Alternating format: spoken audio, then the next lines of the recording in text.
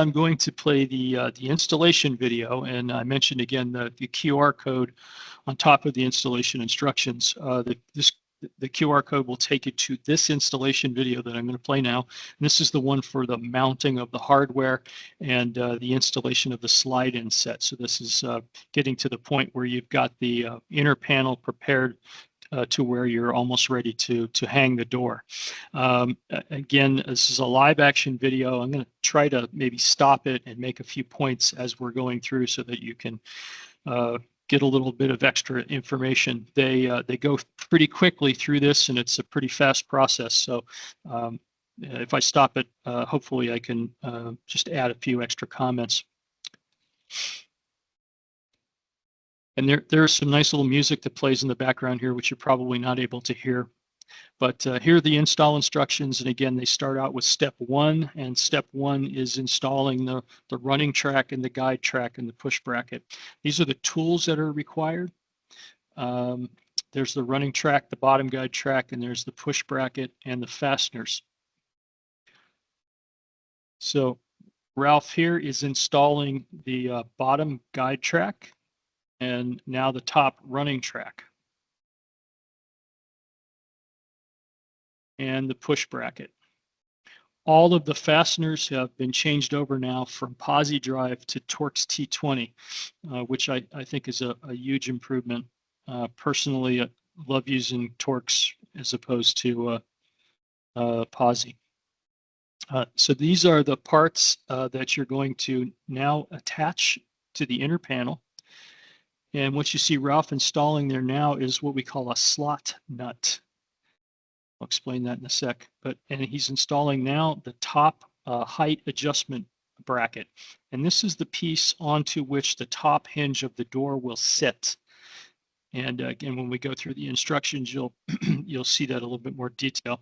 And then he slides in the final slot nut. And the slot nut is a plastic piece that enables you to quickly locate the nuts that are being held in the upright profile, the vertical profile, to which you attach the hinges. So the hinges will be screwed right into the nuts that are encased in those plastic slot nuts.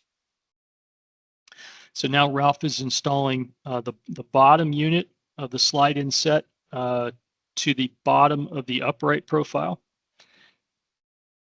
Of course, you trim the upright profile to the desired size for the height of your cabinet. You can see it just attaches very easily with just 2 set screws top and bottom with a 3mm hex key.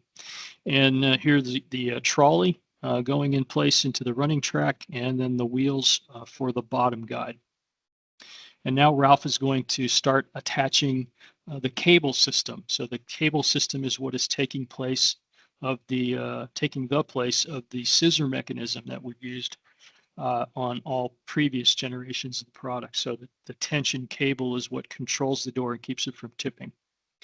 Again, you see that you're just pulling those off of the shipping fixture and attaching them with a couple of set screws. Now he's done with that shipping fixture. The shipping fixture holds everything in place so that you don't have anything, any cables getting tangled or anything like that. By the way, I recommend hanging on to those just in case you need to remove the slide-in set for some reason. I know some people will actually install this and then take it apart and refinish or put finish onto the inner panel. They just want to test it before they go to finish. And I would recommend keeping those pieces so that you can attach everything back up again and keep everything from getting tangled or misaligned. So you see Ralph has installed the pieces at the top now, and he's done with the shipping fixtures. So now what he's going to do is tension the cables. And in order to tension the cable, he's going to lock the upright into the extended position. There's a lock mechanism built into the front end stop. So he just turns that adjustment screw and it's locked in place.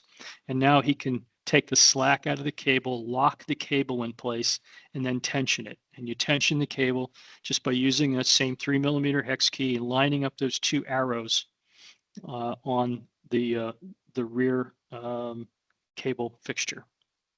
So again, take the slack out, lock it in place, and tension.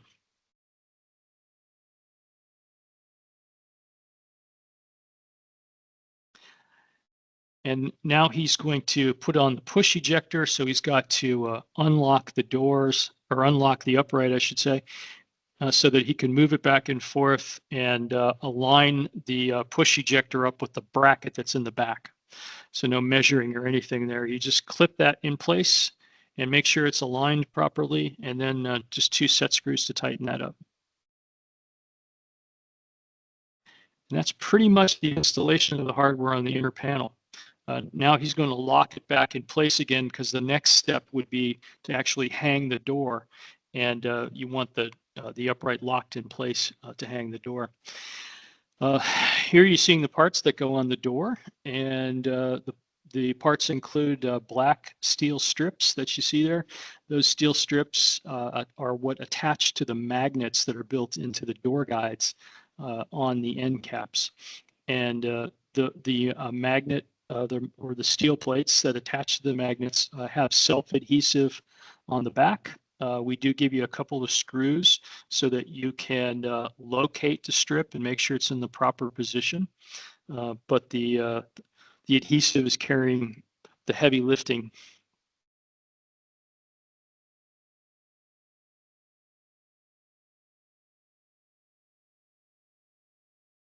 So after Ralph gets that positioned and the screws in place, and you'll see he'll roll over it to make sure that the adhesive is connected properly.